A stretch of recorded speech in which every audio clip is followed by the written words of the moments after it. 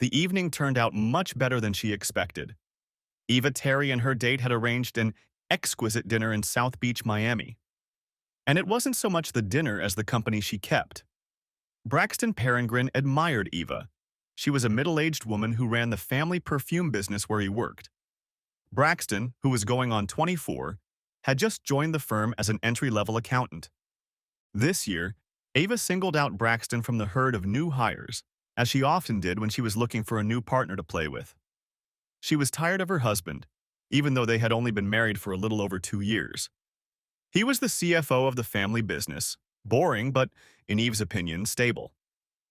Every few weeks he could be a little fun to be with, but in Ava's opinion, he was nothing more than a support staff. Eva's husband Martin was tall, 5'2", and trim. He was in good physical shape thanks to his daily swimming, but in Eva's opinion, he was never anything more than a numbers counter. She never criticized his looks and was even proud to be his wife in private with their friends and significant others. But he lacked a face that could be used for the public appearances necessary to sell the brand. He had no style or flair. He was much better off behind the scenes. She supposed that was why she'd married him in the first place. She needed to manage her finances and love and support a good man to succeed. Not that she didn't love him, she did, but she needed a younger man. Constantly in the spotlight with television commercials and magazine ads, even at 45, she was very successful in both her business and personal life. She had a model-like appearance with blonde hair, impeccably applied makeup, and stylish clothes. She looked like a younger version of Andie MacDowell. Her extracurricular adventures before her marriage to Martin had been carefully concealed. Braxton was her new attempt to find a new partner.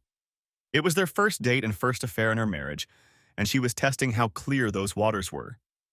Of course, Braxton had been vetted by her personal security team. They'd done a thorough background check on him to uncover any hidden flaws, just as she'd done with all the other young men in her life. So far, with the exception of one failed long-term relationship in college, he looked clean and pure. Perhaps he could be bribed if it came to that, but overall, he was untainted. How pleasant it was for Eve to be reminded of that as she read the report. Eve intended to study Braxton even after the report. For an accountant, he was extremely charming. He had shown her deference when she had casually walked into the accounting office one afternoon to clarify something with Martin, and it had attracted her at once. He was very handsome, broad-shouldered, dressed in a fashionable suit. He was cheerful and fashionable, unlike her husband Martin, who seemed to wear suits designed in the 80s. Martin married Ava because he was in love with her. It didn't hurt that he thought she was the most beautiful and intelligent woman in the world. She was a very powerful executive in the competitive fragrance industry. She seemed to be very much in love with him as he was with her. They dated for almost a year before he got down on his knee and proposed. She had accepted right away. Martin had no intention of working for her, but the timing of their engagement seemed like the right time for him to take a more active role in the business. The company was trying to convert some of its long-term debt into private equity. Martin provided invaluable assistance, completing the transaction without any problems. He was very proud when Eva appointed him CFO, and he was honored to be called Eva's husband. Of course, he knew about her affairs with younger men even before their engagement. They had even discussed it at length after their engagement and subsequent marriage. Eva had assured him that all such liaisons had ceased. After all, she hadn't been married before, so her past affairs were her own. In the back of his mind, Martin suspected that she might continue her affairs with younger men, but he hoped that would not be the case. Despite his misgivings, he made the decision to marry them. He was willing to trust Eva and ignore her past behavior. But he was also prepared for the future should Eva's ego and womanizing tendencies manifest themselves again. He made it clear to Eva that fidelity to the marriage was paramount to its continuance. When they married, he was 39 and she was 43. During their first year of marriage, they recreated their honeymoon. Both Martin and Ava never seemed to want anything more. Martin certainly suspected his beloved wife of constant spontaneous liaisons, but he never admitted these feelings to Ava to anyone, ever. Of course, he could neither prove nor disprove their existence. It was only a feeling based on Eva's past behavior. At the beginning of the second year, Ava gave signs that the lava of her affair with Martin was cooling. Martin again questioned her fidelity, but of course he could never prove anything.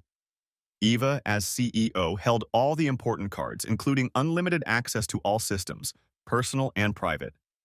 There couldn't be any secrets she didn't know about or could find out about if she wanted to. The house the couple lived in was quite large for the two of them, over 5,000 square feet. If it were up to Martin, they would have put the money they spent on the house, cleaning and upkeep, into a 401k or other deferred investments. He would be happy in a condo. As a married couple, he didn't need such luxurious surroundings, with a cook, maid, and butler. However, he enjoyed using their pool on a daily basis. The pool was indoor and overlooked the grounds of their immaculately maintained Miami home through clear glass. The pool, located partially inside the house, was Martin's pool. Outside was a luxurious pool with a built-in hot tub heated by solar panels. The pool was an extravagant thing, but Martin thought it was worth splurging on. He took meticulous care of it every week, checking the condition of the water and adding chemicals as needed. The pool did not require a pool attendant or pool boy to care for it. He paid special attention to the pH level of the pool so his dark brown hair wouldn't turn green like the pools he remembered from high school and college. It was the start of a new year of fragrances that began in June 2010 and garnered media attention. The company had just released a new fragrance before the buying frenzy that accompanied the start of the vacation season in the fourth quarter, which sparked everyone's interest. The fragrance seemed like a hit worth its weight in gold. Several celebrities picked up the line and began promoting it throughout the summer months. When commercials and print ads with Ava as the model appeared in late September, the product took off like a rocket. Perhaps it was this rocket effect that caused the proverbial marriage cart to have its wheels fall off. Eva was never home, but she was in her element, the center of attention. She was constantly promoting her line of merchandise. There were weeks when Martin didn't see her. Then he reasoned that it was just business, but he still remained convinced that Eva was not firm in her commitment to monogamy.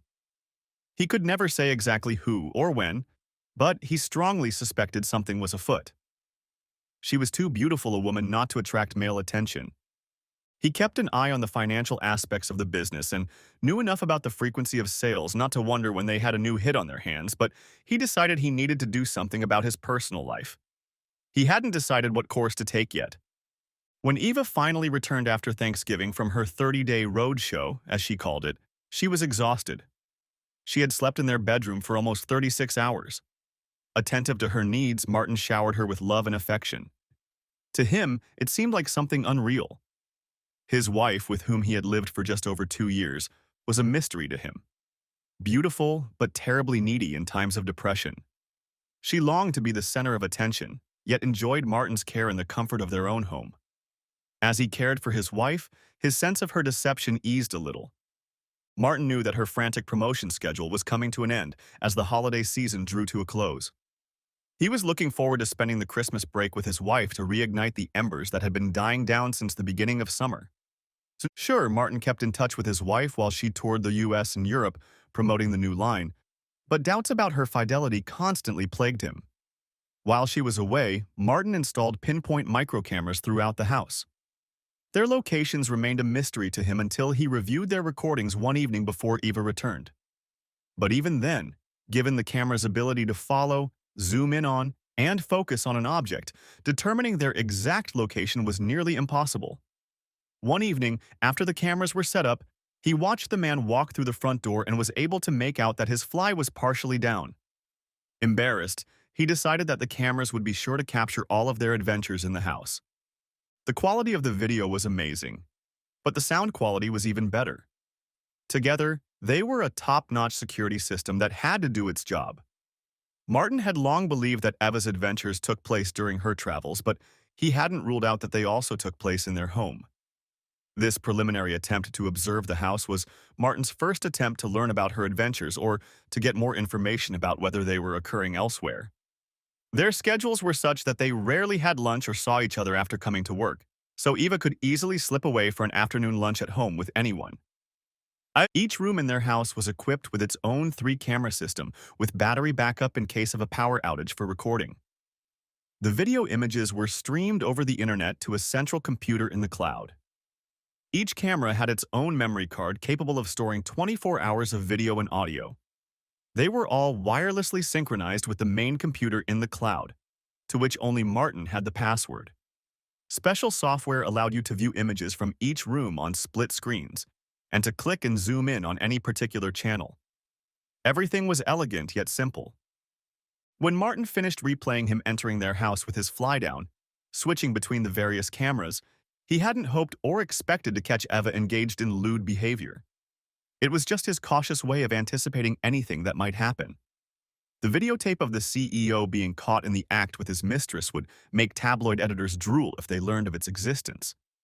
Martin hoped that this threat alone would be enough to make Eva realize the consequences. After the holidays, when Eva was absent from dinner several times, Martin began to feel anxious again. He was glad for the cameras. They celebrated Christmas with lots of presents and a love life as if they were back on their honeymoon. When they returned to work after the holidays, Martin felt that Eva had changed. But the cameras and audio recordings made him feel nothing but love and affection, and Martin reviewed the files daily. In late January, Eva asked him to visit a factory in China to make sure the recordings and quality control were up to company standards.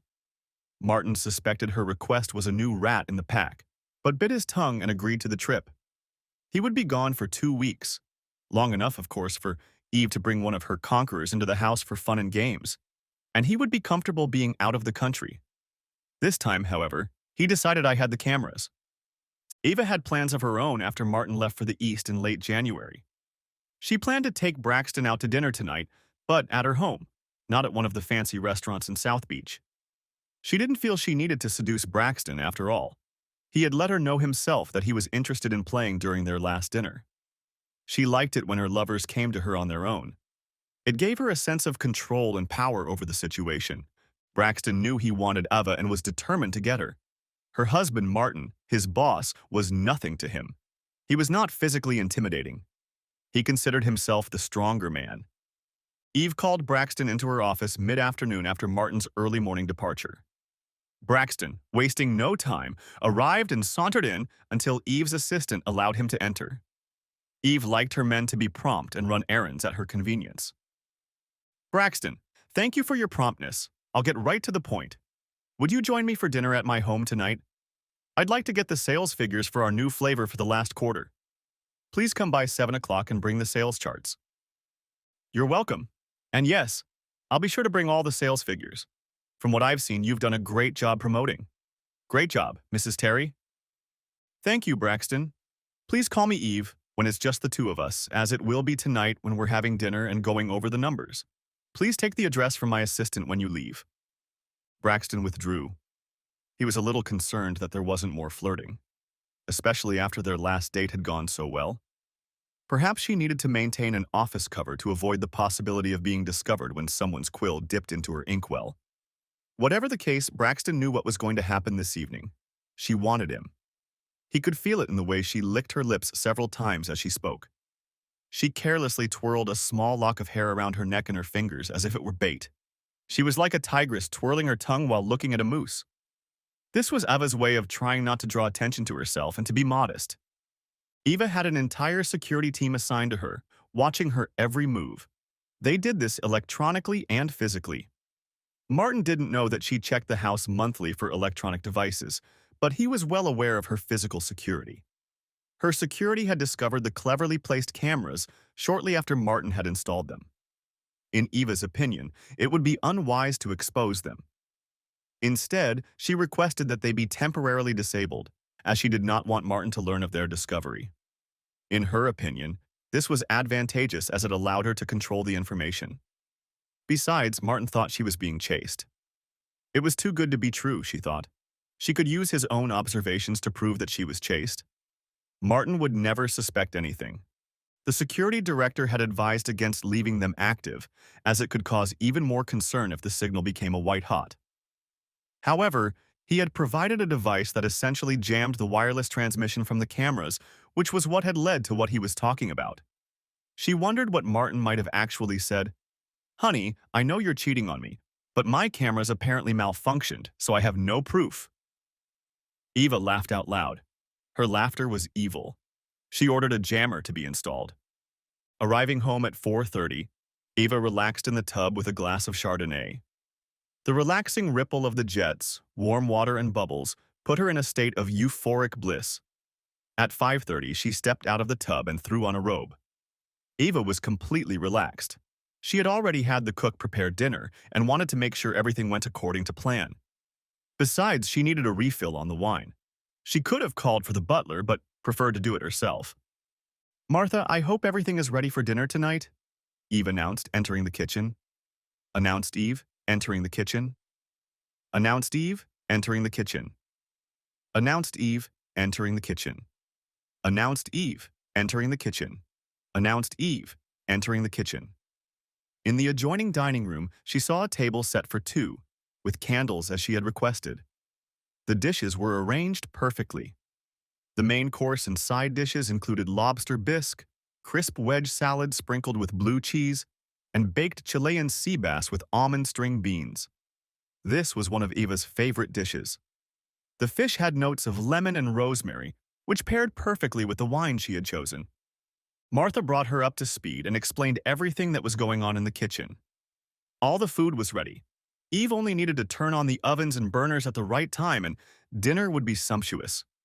Eva was sure Braxton wouldn't mind helping her serve a few plates while they sipped wine while dinner was being prepared. This evening, Ava was in a devilish mood. Around 6:15 p.m., she decided to head back to the bedroom to get dressed for the evening. She flicked the remote control, which emitted a quiet beeping sound that meant that all of Martin's cameras in the house were turned off. Any prying eyes or camera would have seen the snow. Dinner with a new client was on her calendar. Now that the cameras were off, a very different scene played out. Sipping her wine, she stared at her closet, deciding what to wear.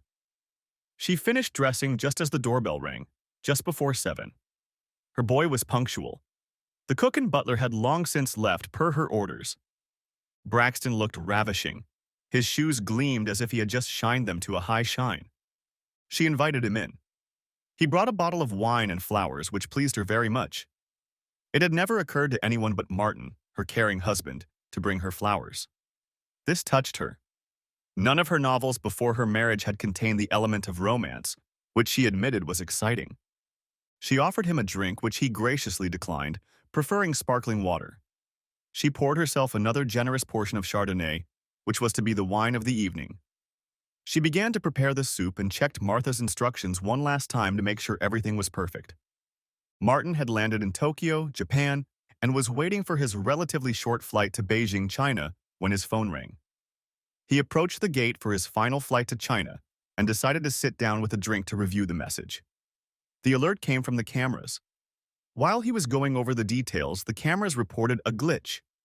He tried to log into the main server and found that the signal from the cameras was not coming to him. Puzzled, he called up an additional screen on the cameras. According to the app, they were on, but the only signal they were transmitting was white snow. Frustrated, Martin pressed all the buttons in the app, trying to find the cause of the problem. He even went into advanced mode, having never tried it before. In a rage, he pressed the button several times to no avail, nearly breaking his phone in the process. At the worst possible moment, the cameras didn't work. He gave up on the app and decided to personally speak to the security representative who marketed the equipment as bulletproof and demand a full refund. Eva and Braxton enjoyed soup, salad, and a meal, discussing sales figures over a pleasant dinner. Braxton had a glass of wine at dinner, but nothing more. Eve wondered if he was just looking out for himself or if he really didn't like drinking alcohol. It doesn't matter, she thought. If he behaved even half as well in bed as he did at dinner, he'd be worth it.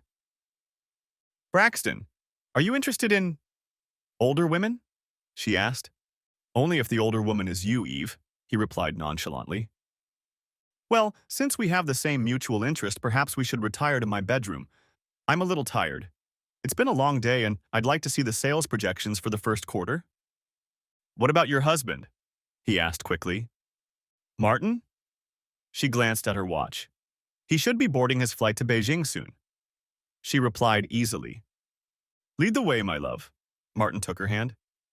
When they reached the master bedroom, Braxton stood in awe, admiring the furnishings. This was also where they were doing it. Perhaps, she thought, he could be the long-term lover she thought she needed so badly. The thought of a long-term lover made her blush and shudder with fear. Guilt overwhelmed her. This was her first affair since her marriage. She was no longer a lonely socialite who cared about nothing in the world, not her husband. Now she truly believed she knew what it meant to be married. While Braxton gathered his clothes, Eve whimpered quietly in bed. What on earth had she done? Not only had she defiled herself, she had defiled her marriage. Martin had been her first marriage, by choice. She had never been able to find the perfect combination of man, intelligence, and charm. At least with Martin, she had found a man with brains. There wasn't much charm in him, but perhaps, she thought, she could work on his charm. Maybe he wasn't so bad after all. He had 2 virtues out of 3. And he really did love her, she thought. Who else would put up with the Hellcat after she'd come home from her month-long promotion? Who else would have helped her so much at the office and nursed her back to health after that long drive? Braxton took her hint. He said nothing as he left her bedroom. She saw his satisfied grin and smile as he closed the door. She knew he'd be back. He knew he'd be back too. He left his socks under the bed, wondering if the housekeeper would find them and throw them in the wash with her husband's laundry. Martin was just getting off the plane in China. He was still very excited that his expensive cameras had failed to do their job. He wondered what was going on back home. He thought about calling Eva, but dismissed the thought. It was past midnight in Miami. What could he find out from her? Nothing? Unless she said, I had a great night and I had fun with a young stud. He doubted she would appear transparent or foolish. On the way to the hotel, Martin was sure that Eva, or rather her security team, had discovered the cameras. Somehow they had been disabled, but for what purpose?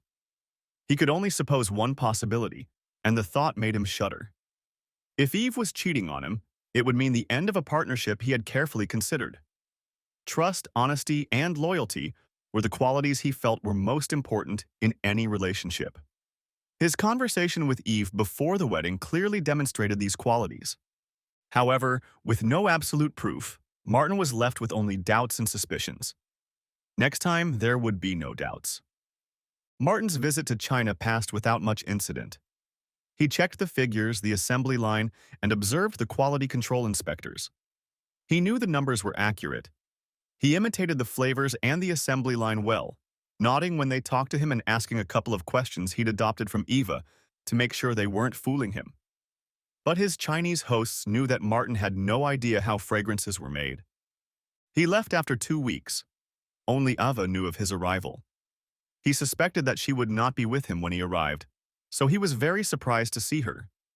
As he was going through customs and heading to baggage claim, he noticed her running towards him in a very beautiful red dress that he had not seen before.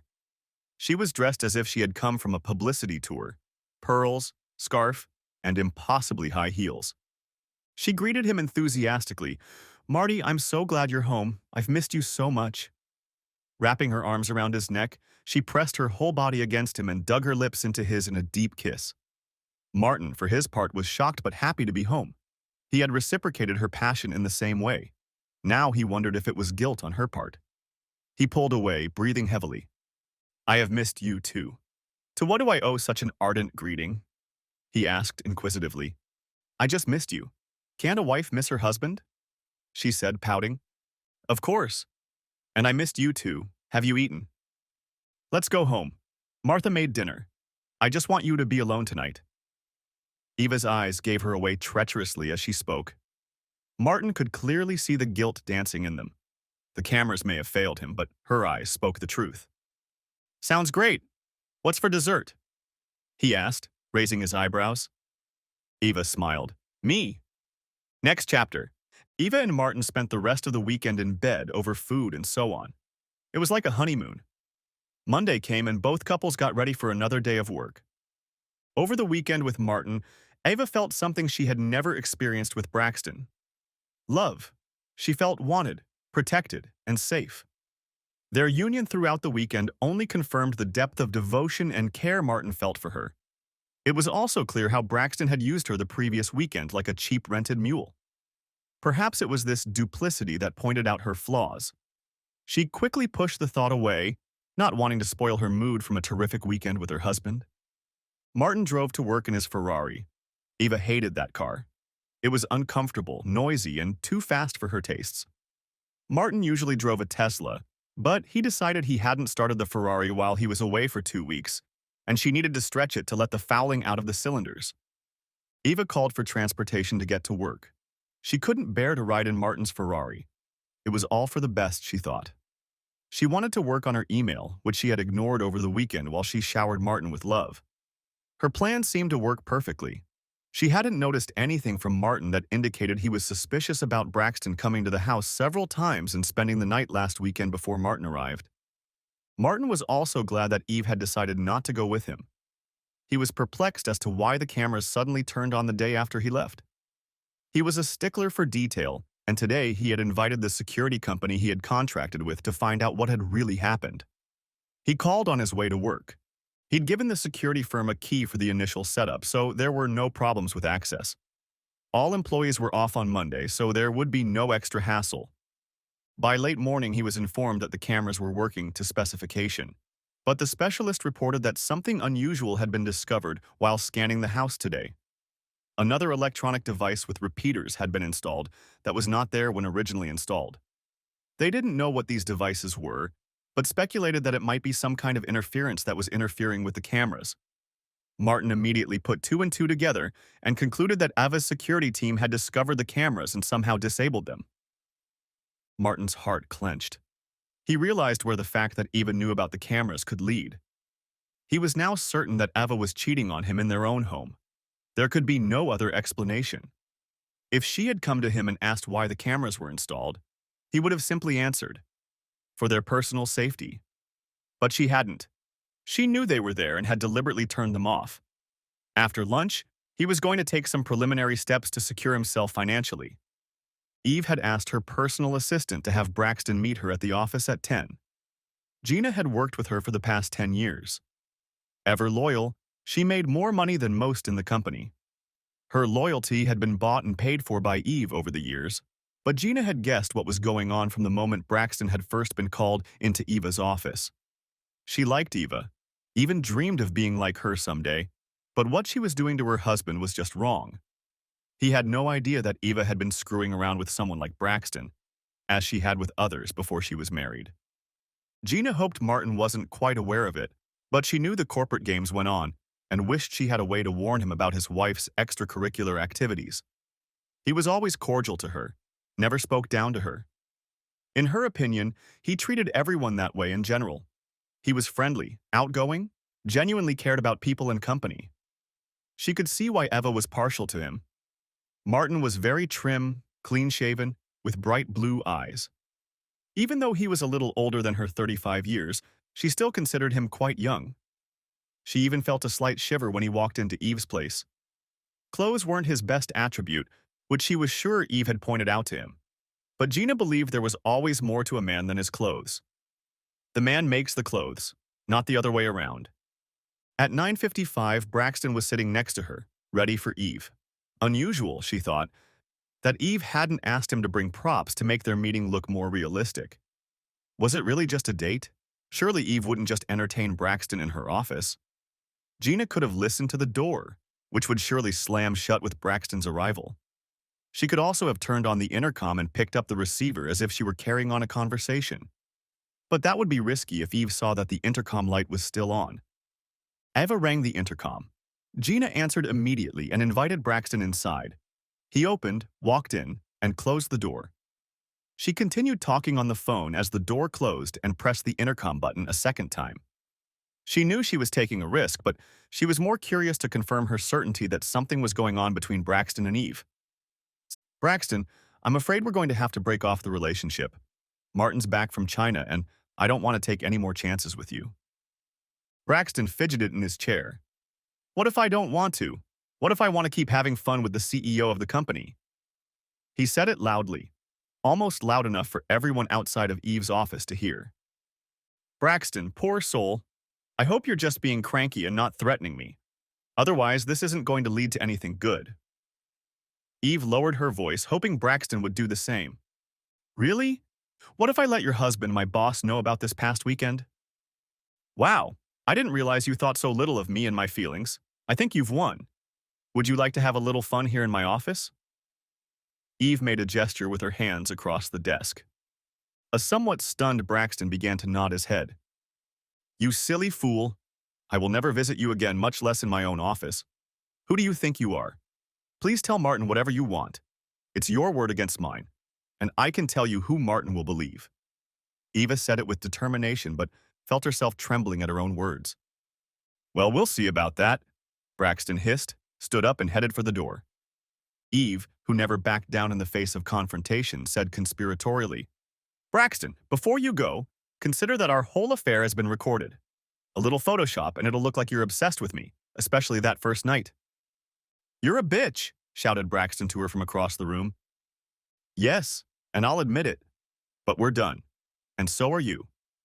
I'd suggest you find your next assignment and leave the firm peacefully, if you know what's good for you.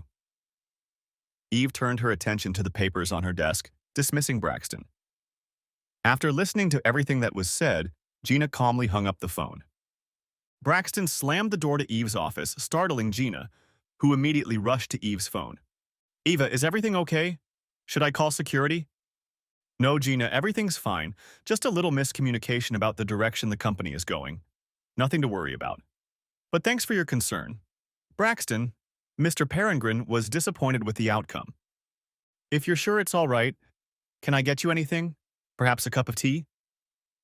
Actually, that would be wonderful. Thank you, Gina. You're the best. Gina went to make Eve some tea. She confirmed everything she thought. She also knew that Braxton was past it. Should she violate Eve's trust and warn Martin? She was torn between loyalty to her boss and decency to her husband, and between doing the right thing.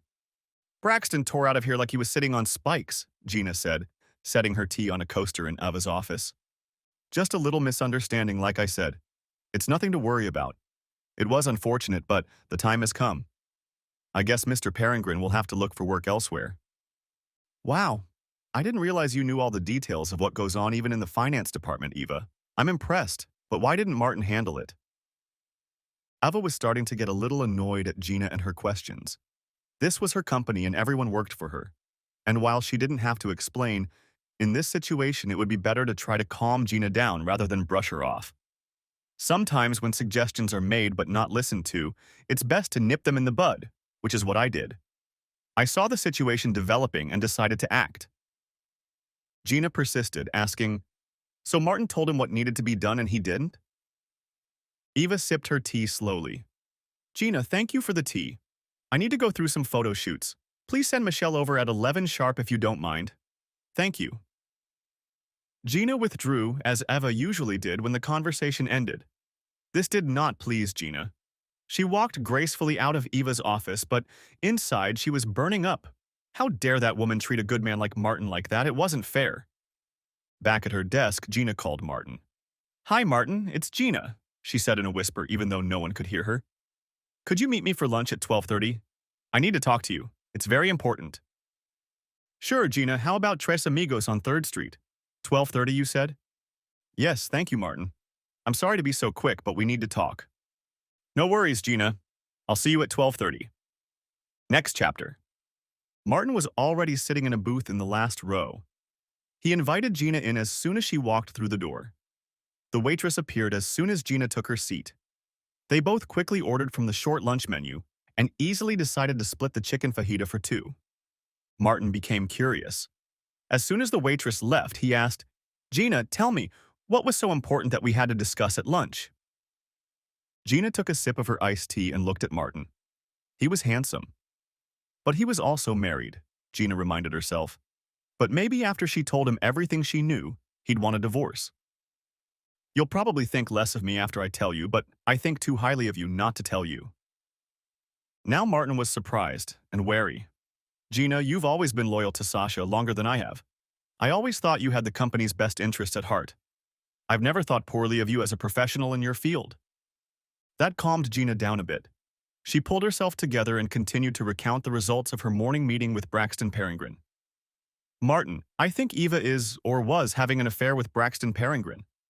I overheard their conversation this morning, which implied that Eva was ending her relationship with him. She said that since you were back from China, she couldn't risk you finding out about it. Martin was stunned. His worst thoughts and fears had been confirmed. He took a large sip of iced tea and said nothing, staring unseeingly at the table. It struck Gina that he showed no emotion. Then a thought occurred to her. Maybe he already knew? No. Before Martin could answer, a plate of lunch appeared on the table. He was grateful for the interruption. The waitress had left. The silence was broken only by the sizzling of chicken fajitas for two in a cast-iron skillet on the table between them. Martin looked Gina straight in the eye when he said, "Thank you." "Martin, what's wrong with you? Why are you thanking me? I just told you that your wife is having an affair. That's not at all what I expected to hear from you. Why aren't you angry, ready to kill the bellboy, your wife, or even Braxton?" Gina's voice rose with each question. "Gina, how long have you been working for Sasha?" Martin asked. "It was 10 years in December." "Why?" replied an excited Gina, but lowered her voice slightly to please Martin. "Just bear with me. I think it will all become clear soon. How long have you been working for Eve?" 10 years. I've always worked for Eve." "Where is this going to lead to? I just told you your wife is having an affair and you're asking me how long I've worked here. I don't understand." "In all the years you've worked for Eve, has she had young men come and go at her whim?" "Yes," Gina replied, still very confused. "So what changed with Mr. Peregrine?" "So you don't mind Eva having young lovers? I'm sorry, I guess I just didn't realize you were like that. I clearly went overboard.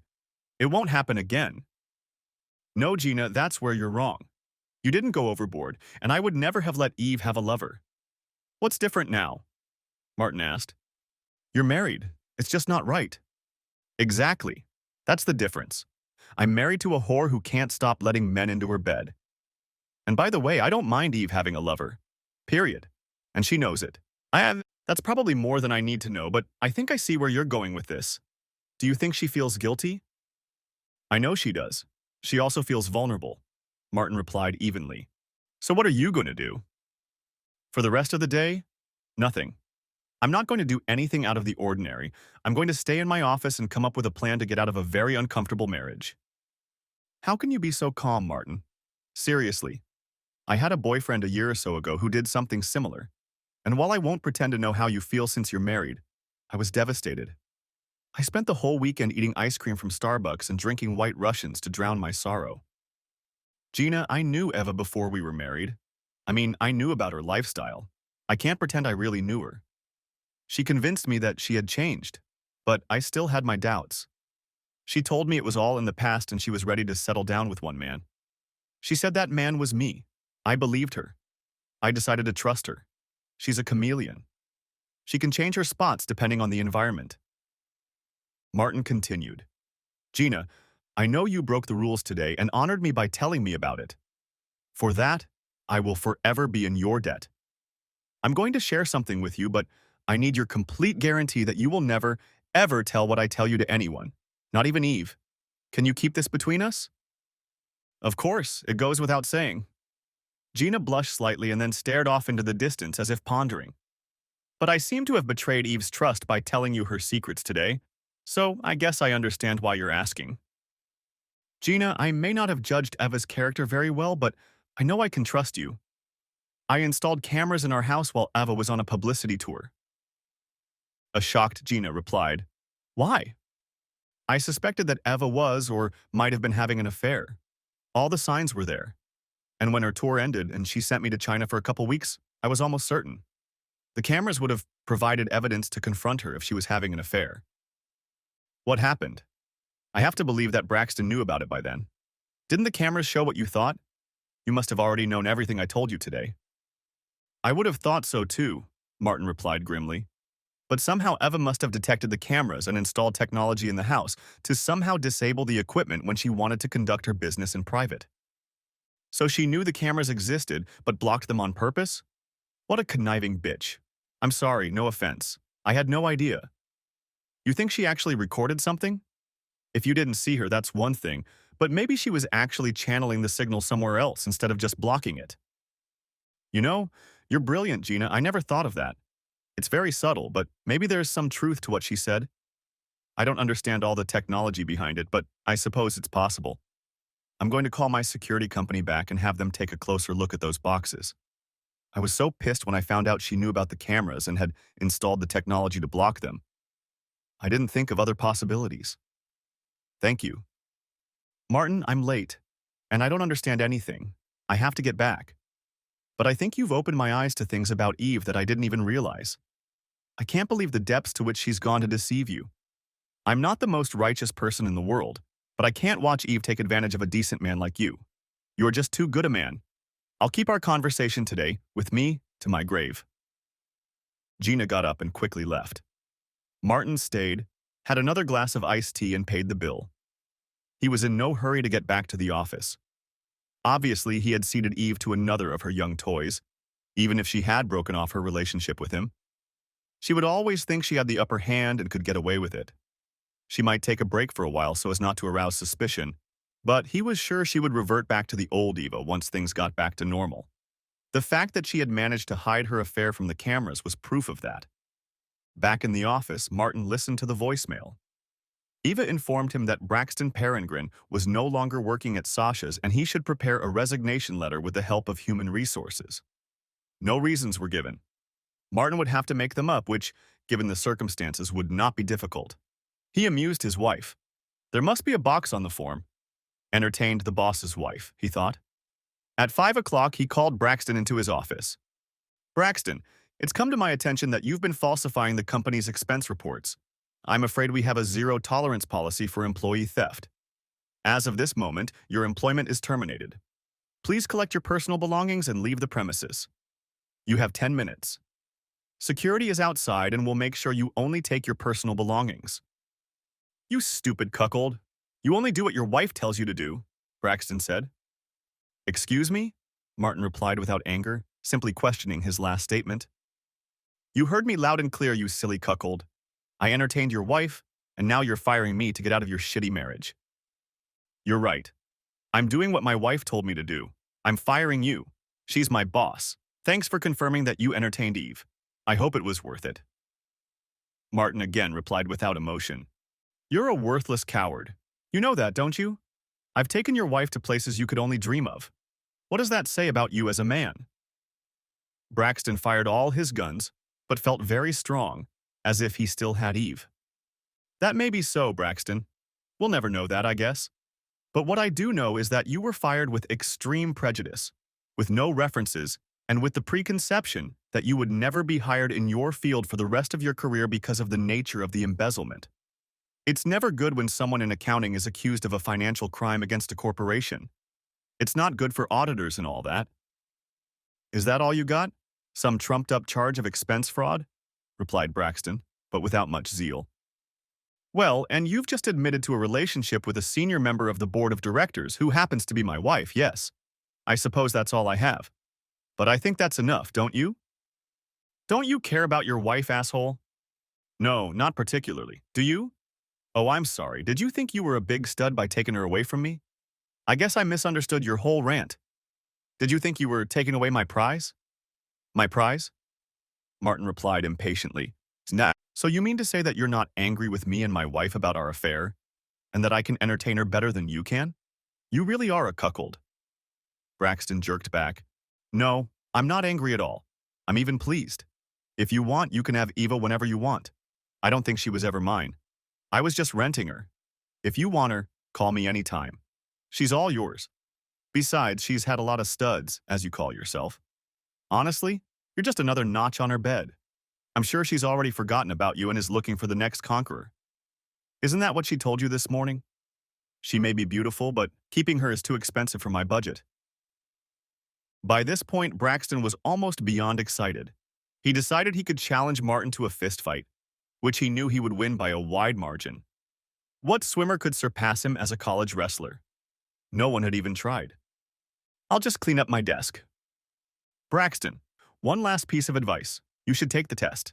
I've never ridden a horse. Now get out of my office, you piece of scum. Martin said this with venom, even though he knew Eva was probably clean as a whistle. He had another surprise for Braxton. Braxton gathered his things and calmly, but still inwardly angry, walked out of the building. Once 20 yards from his car, he reached into his pocket for his key to unlock it. When he pressed the key fob button, the car exploded in a huge ball of fire. The car flew 5 feet off the ground and then settled back down to burn from the intense heat. Even the car's tires were on fire. If he had been a few feet closer, he realized, he would have died instantly. He had to admit that perhaps he had entertained the wrong woman and pissed off a very powerful enemy, in the form of her husband. Next chapter. The weekend passed quietly for Eva and Martin. She was able to treat Braxton's misfortune with his car as bad luck. Martin was not himself. She tried unsuccessfully to approach him on Saturday. Martin remained frigid all Sunday. Eva realized something was wrong and suspected she knew what it was. She decided not to disturb the hive. Perhaps if Marty was put out of her mind, things would go back to normal. She believed that Braxton had kept his promise and told Martine about their affair. If Marty hadn't opened up to her, she had to assume he knew. Braxton wasn't about to run away from Martin Terry in fear. He knew that Eve would soon want him back in her bed. All weekend he had been thinking about Eva. He wanted her more than any other woman he had ever met. He couldn't understand it. There was something unattainable about her that he craved. Yes, she was married to her shitty husband, but that didn't matter to him. She wanted to be subdued. She wanted to bend to his will. He didn't care about his 2-year-old Honda. The fire department was having fun putting the car out of its misery. The insurance company would buy him a new car. The police did a cursory investigation but found nothing significant except a few charred wires burned in an arc near the fuel pump as the likely source of the explosion. Martin had been planning. He was working. He always did. He was going to do maximum damage to Eva and her boy toy. He was going to take over the company by making Gina the new face of the company. A simple mousetrap would be his savior. A simple mousetrap would save his future. But it would also save his sanity. All his plans to install expensive cameras had been in vain. But he knew now that Eva would never remain faithful to her marriage if given time.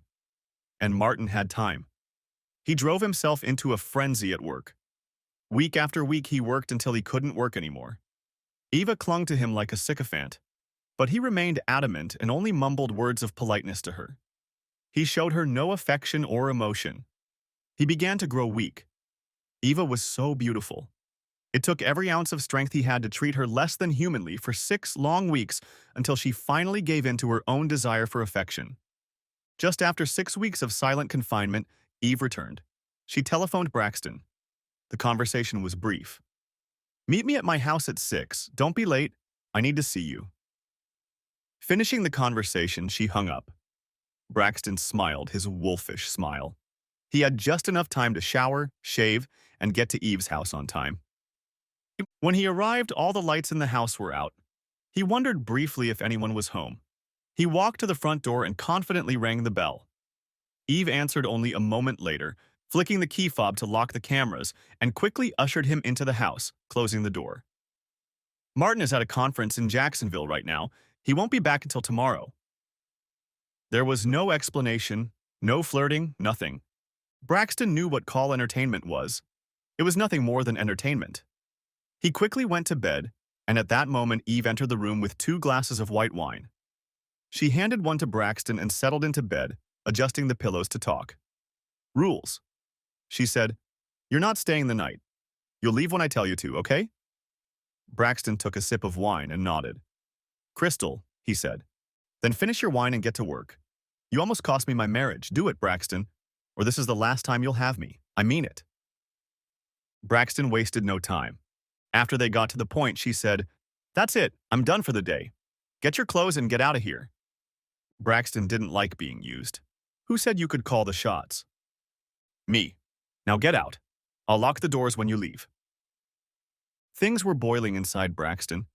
He'd already told her husband that he'd entertained her. This time, he decided to test his strength. He didn't really have any cards to play. Stepping onto the floor at Martin's side of the bed, he felt something nudge his foot. He lifted his toes slightly, figuring there was something under the bed. When he lowered his fingers to the floor, he felt something metallic touch them. Just as he was about to pull away, a clanking sound shook him and Eve. He tried to pull his leg away, but found he couldn't move it. He motioned for Eve to quickly turn on the light. She turned on the bedside lamp. "Oh my God, Braxton, what the hell is going on with you? I said get out of my house. Now, she looked closely at Braxton's contorted face and realized something was seriously wrong. What is it? I can't feel it anymore. My leg. I can't feel my leg. He screamed in pain. Eva got out of bed and walked over to his bed. She turned on Martin's bedside lamp and took a closer look. She recoiled in shock when she saw that Braxton's foot was caught in a bear-like trap. What have you done to me? Shut up, Braxton. I didn't do anything. But I think my husband did. Damn, this doesn't look good. Just don't move. Eve didn't know what to do. He begged Eva to call 911. Martin's phone alerted him that the cameras were off again, but this time he knew that wasn't the case.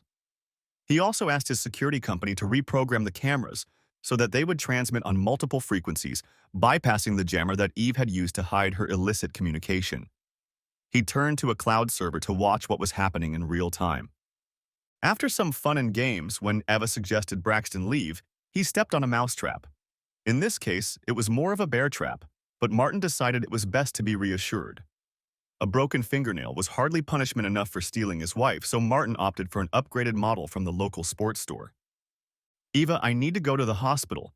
I don't even want to think about what will happen if I don't get this trap off me. Give me my cell phone so I can call 911. Please, I'm begging you as one person to another. You have to get help. Braxton pleaded with Eve. Eve was in a panic. She didn't know what to do. If she had called 911, they would have responded, of course, but an investigation would surely be launched. She was as trapped as Braxton was. She walked over to her high-backed chair and sank heavily into it. Eve had always considered herself a decent person, though in truth she could be called selfish. She remembered that Martin had been so serious when he had proposed to her. He wanted to make sure she knew the consequences of infidelity. Trust, he'd said, is more important than almost every other quality in a person. Without it, there is no relationship. Those were his words. Martin would never trust her again, no matter the circumstances. They would never have a relationship again, no matter the outcome. Eva was practically comatose. She was no longer turning to Braxton for help. She sat in her chair and stared into space. She knew Martin had set a trap. She knew her marriage was over. And now Martin had lured her lover into a life-threatening trap. He'd also trapped her. To save Braxton, she would have to expose herself. An affair would cost her the trust of Sachet's board of directors. It could lead to the collapse of her board. Martin continued to watch the video as he watched the human drama unfold. He realized that his marriage was over. He might get in trouble with the authorities for the bear trap under the bed, but Eve would be of no help unless he turned to her for help. Braxton looked like he desperately needed her. He considered calling home, but decided to let Eve roast the goose herself. Braxton looked pale. Martin thought there was still time for Eva to do the right thing. He decided to call her again, but declined. Gina had already gotten out of the shower. He heard the hairdryer provided by the hotel turn on. He was about to turn it off when Eva went to the closet and pulled out a gun. Martin knew she kept it for personal defense. Several times a year, she took it with her to the shooting range to practice. She was a pretty good shot. She took aim at Braxton. Perhaps, she thought, she was putting him out of his misery. At the last second, Braxton raised his head and looked into her cold, lifeless eyes, watching his life pass before him. She pulled the trigger, but the shot landed in Martin's pillow. Martin sat on the edge of the bed. He watched Braxton with horror. He did not seem to be hit. A few moments passed and Gina entered the bedroom as Martin was closing the lid of his iPad. Love, remember when I said you were capable of controlling Sasha with your eyes closed? I remember, but I thought you were just flattering me. I was sure you didn't mean it, even though you tried to convince me otherwise. Gina replied coquettishly, but I really did mean it. And now I think you'll get your chance. It's just a matter of time. Why don't we do something? Only if you promise you'll never do it with your whore wife again. I don't like sharing. She quickly replied, Don't worry, my love. I've been faithful to you since we first bonded in marriage. Besides, I think she's going to be a little busy for the next 20, 30 years. Epilogue. The police were called after a gunshot was heard by Martin and Eva's neighbors. They arrived in full tactical gear, fearing a home invasion. They all wondered why they hadn't been alerted sooner, since the cameras were recording and directly transmitting data to the security company. If one of the doors had been broken into, it would have been immediately reported to the security company, who would have called the police. The scene they saw upon entering the house resembled something out of a horror movie. There was a woman in a bathrobe lying on the bed. In her right hand was a gun. Next to her lay a man. The pillow on the left side of the bed showed a hole from a single gunshot. The police officers could not determine the severity of the injuries. They immediately called paramedics and firefighters, who began assessing the condition of the victims. After clearing every room in the house, they waited for the rest of the emergency personnel. Eva seemed to be perfectly fine but was unable to speak. The police officers attempted to question her but preferred that the paramedics take her to the hospital. The man, whose identity remained unknown, was eventually freed from the bear trap by firefighters. They used the jaws of life to open the trap and extract his leg. Eva recovered from all physical symptoms by the next morning. Her mental state stayed with her much longer. She was unable to speak. She was charged with possession of a deadly weapon, use of a deadly weapon to inflict bodily injury, and failure to render aid as Braxton suffered life-threatening injuries. She was also charged with unlawfully discharging a firearm. She was found incompetent to stand trial, and the judge sent her to a mental hospital for treatment, where she remained for the rest of her life. Braxton survived. He kept saying that the bear trap was set by Ava's husband, but his words went unheard. Eva was married. He should never have gotten into bed with Ava in the first place. The police decided that if he was stupid enough to have fun with another man's wife, he would get what he deserved. Martin finally convinced the board of directors that Gina should take over as press secretary and CEO. She was 10 years younger than Eva and had a geniality that would soon disappear if Ava couldn't return to her duties. Gina was very familiar with the way Eva ran the company. As her personal assistant, she also knew all the people in the industry with whom Eva interacted. The board of directors had agreed to Eva's absence, not wanting the company's stock to drop in value during this time. In addition, they wanted to distance themselves from Eva to avoid a scandal. Gina proved that she was as beautiful as she was capable of running the company. Following the last fragrance, she released a new one. She always wanted to give the fragrance a name, so she called it Secrecy. It, too, proved to be very popular. She advertised it the same way Eva had advertised her fragrance the previous year. But there was one key difference. Martin, as her husband, accompanied her on every mile of the 30,000-mile journey. The end. Thanks for watching. I hope you enjoyed. Subscribe to my channel and watch for the next video.